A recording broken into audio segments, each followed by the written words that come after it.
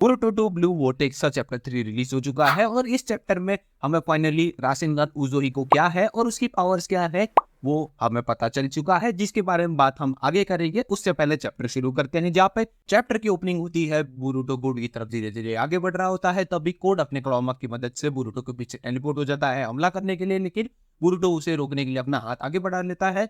तो कोड उसका हाथ पकड़ लेता है और दूसरे हाथ में क्लॉ की मदद से उसके ऊपर हमला करने जाता है, बट बोरुटो भी स्वॉर्ड निकाल के उसके हमले को रोक लेता है। तभी कोड बोरुटो से कहता है, बोरुटो तुम्हारा कॉन्फिडेंस तो काफी बढ़िया था, लेकिन तुम्हारी टेक्निक अगर मुझे छू ही नहीं सकती तो वो बिल्कुल बेकार है। तभी बोरुटो कहता है कि मैंने तो कहा था तुम्हें मारना आसान है और जो मुझे करना था वो मैंने आधा काम कर ही लिया है। तभी कोड नोटिस करता है कि बोरुटो के हाथ में से जो पैटर्न विंड रिलीज निकल रही थी वो उसके ऊपर चढ़ने लगी है। तभी बोरुटो कोड को लास्ट वार्निंग देते हुए कहता है कि अगर तुम मुझे टेंटेल के पास नहीं ले गए तो तुम यहाँ पे मारे जाओगे। बट इस चीज को कोड एक ब्लफ समझ लेता है और उसके ऊपर हमला करने जाता है, बट वो कंप्लीटली मिस कर देता है और ऐसा उसके साथ कई बार होता है और वो बोरुटो को मार नहीं पाता। तभी कोड कंफ्यूजन में आ जाता है, उतने में बोरुटो उसके नजदीक पहुंच जाता है और उससे रासेनगान उज़ुइको से हिट करता है और ये अटैक इतना पावरफुल था कि कोड बहुत दूर जाके गिरता है, लेकिन वो स्टिल सर्वाइव कर जाता है। तभी सीन शिफ्ट होता है आइडा और डायमंड पर, जहाँ पे वो दोनों बात कर रहे होते हैं।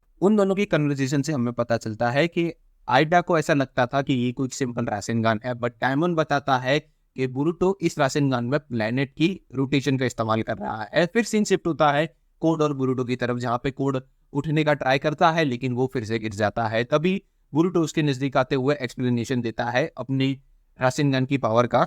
एक ऐसा रासेनगान जिसने प्लेनेट के चक्रा को ऑब्जर्व कर लिया है, यानी कि प्लेनेट के रोटेशन को ऑब्जर्व कर लिया है, उसे मैं उज़ुई को बुलाता हूँ। अब तुम्हारे बॉडी के अंदर जो पावर घूम रही है वो और कुछ नहीं, इस प्लेनेट की रोटेशन है। मतलब कि जब तक ये प्लेनेट गोल गोल घूमेगा तब तक तुम्हारे अंदर ये पावर घूमती रहेगी। अब इसका डैमेज सेमी परमानेंट है। अगर तुम ये चीज रोकना चाहते हो तो मैं इसे रोक सकता हूँ, पर तुम्हें मुझे टेंटेल्स की लोकेशन देनी पड़ेगी। अब यही बात चल रही होती है, उतने में से अचानक कावाकी बोरुटो के ऊपर हमला कर देता है। कावाकी के साथ साथ बाकी सारे कैरेक्टर भी आ जाते हैं, उसमें हमारी हिमावारी भी होती है और इसी दौरान वो क्लोमाक की मदद से भागने का ट्राई करता है, लेकिन सुकुना इकुना की मदद से कावाकी उसके क्लोमाक को गायब कर देता है और फिर उनके दोनों के बीच में थोड़ी सी कन्वर्सेशन होती है और उसी दौरान बोरुटो उसे कहता है कि तुम कोड को ज्यादा गुस्सा मत दिलाओ। उतने में कोड के क्लॉ मार्क में से एक क्लॉ ग्रिम बार निकल के कावाकी के ऊपर हमला कर देता है, लेकिन कावाकी अपने आप को लास्ट मोमेंट पे बचा लेता है और इसी के दौरान कोड क्लॉ ग्रिम का इस्तेमाल करता है और उसके क्लॉ मार्क की मदद से वहां से भाग जाता है। अब ये सारी चीजें शिकाडाई शिकामारू को बताता है, तो शिकामारू सबको ऑर्डर दे देता है कि जो बाकी के विलेज में जितने भी क्लॉ ग्रिम्स बचे हैं तो उनको हैंडल कर लो और कावाकी बोरुटो से लड़ेगा। फिर सीन शिफ्ट होता है शारदा पर, जहां पे वो उस ट्री के पास खड़ी है जो हमने प्रीवियस चैप्टर में देखा था। और प्रीवियस चैप्टर से याद आया, जो मैंने प्रिडिक्ट किया था यहाँ पे भी वही हुआ है। ये क्लॉग्रिम्स चलते फिरते एंटेल बीस्ट है, अगर उत्सुकी को काट लिया तो इंस्टेंट गॉड डिवाइन ट्री, वरना फील्ड ट्री जो हमने अभी चैप्टर में देखा है। बट एक नई चीज और शामिल आई है कि प्रीवियस चैप्टर में जो क्लॉग्रिम ने उस पर्सन को काटा था वो अभी भी स्टिल जिंदा है इस ट्री के अंदर।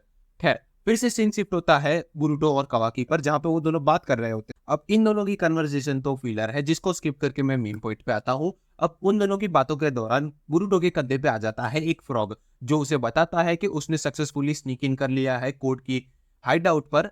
और तभी वो पूछता है कि क्या उसे टेंटेल बीस्ट मिला, तो उसके जवाब में वो कहता है नहीं। फिर सीन दिखाया जाता है हमें कोड का, जहाँ पे वो बहुत खराब हालत में किसी एक प्लेस पे जा रहा होता है और जब अगले पैनल में हमें पता चलता है कि वो प्लेस और कोई नहीं टेंटेल बीस्ट है और वो फ्रॉग कंफर्मेशन देता है कि हमें टेंटेल मिल चुका है और बोरुटो इक्जुत्सु एक्टिवेट करता है और यही पे चैप्टर भी खत्म होता है। अब ये चैप्टर था काफी बढ़िया, हमें एक्शन भी देखने को मिला और उसी के साथ साथ में रासेनगान उज़ुइको क्या है उसके बारे में भी पता चल गया। अब तुम्हें कैसा लगा चैप्टर कमेंट सेक्शन में जरूर बताना। दूसरी बात, अब अगला चैप्टर हमें देखने को मिलेगा नेक्स्ट मंथ की 20 तारीख को। तो उम्मीद करता हूँ तुम्हें वीडियो पसंद आया होगा। वीडियो में से जाने से पहले वीडियो को लाइक और चैनल को सब्सक्राइब करते हुए जाना। मैं मिलता हूँ तुम्हें नेक्स्ट वीडियो में, तब तक के लिए गुड बाय।